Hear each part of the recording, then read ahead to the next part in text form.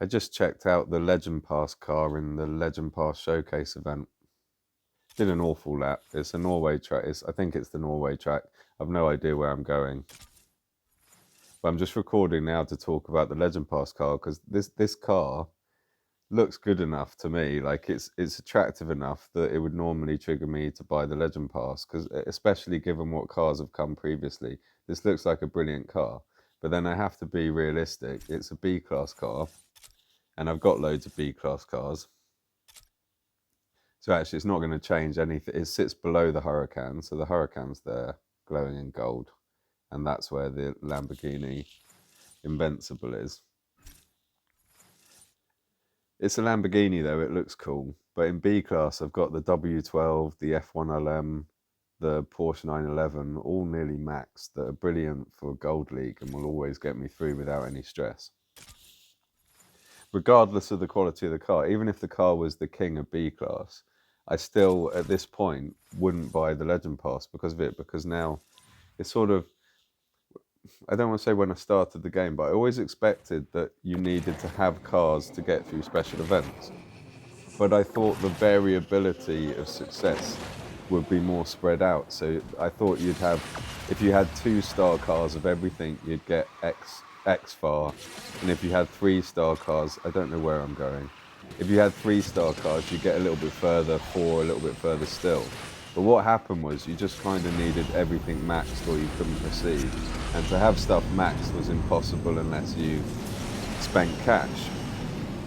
And so satisfaction in the game, stuff's more satisfying because of the grind sometimes. So the longer stuff takes to get, the more satisfying it is when you get it.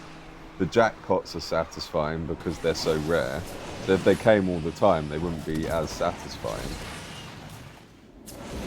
But I'm not getting satisfaction by grinding for very little for things that don't add much value to my game. But I think I'll get more satisfaction if I create more gaps in my garage, which will therefore enable more opportunity in the future for satisfaction. So if I don't get this car now by paying cash, then I'll be happier later when an event happens where they give away loads of blueprints for it. I've I've I've always said I never liked maxing cars because I don't like the feeling of getting blueprints for cars when they're maxed and then and then you get trade coins and you know if you spent cash on that car that was wasted because now you're getting it for free. So it's similar to that. Because I've played for so long, I've got so much stuff, it now will be more satisfying for me to allow gaps to form by not buying legend passes, by failing special events, that then the events in the future become more engaging because every reward is then more valuable to me. So I thought I had quit, but I haven't quit. But I'm not paying anymore because I want to play other. I'm playing lots. I'm trying to play other games as well, just for the satisfaction of get. I'm trying to play games for myself to chill out, and it doesn't help me chill out if I'm chasing something in this game and being told to pay.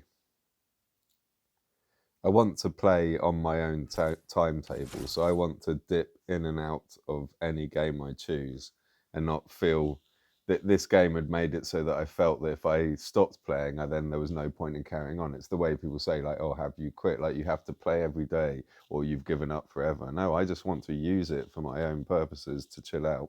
So I'm going to drop in, play multiplayer when I like, drop in, see what special events are on. If they're giving away loads of blueprints for something I want, then I'll try and engage with that.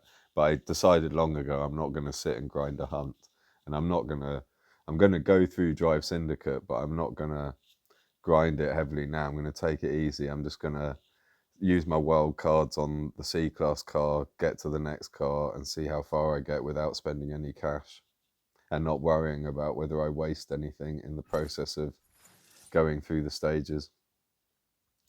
Good luck, guys. Oh, what one last thing. I could the other aspect of the Legend Pass would be considering what's in this bottom row to think, do I want any of the items in that bottom row? But then I know whatever they are, it's not going to change my mind, and that it doesn't matter because I can't actually read it. I've said many times I can't read the bottom row at all, so I don't know what I'm missing. I can tell there's some seasonal tokens in there, but they clearly don't matter. And there's some wild cards which would be lovely to have, but again, don't really matter. Don't know why that's just come up now. Just to remind me what else do I get that? Oh yeah, well yeah. The only reason I'd been buying the Legend, not the only reason, the main reason I'd always been buying the Legend Pass was for the extra gas and the daily event tickets. But I'm now no longer going to pay to play like 20% more. Like it's like I'm not going to pay cash every month to have 20% more fuel if I've done 16 season missions or something. It's just no, no, no, no. Good luck, guys. I'm madder than you.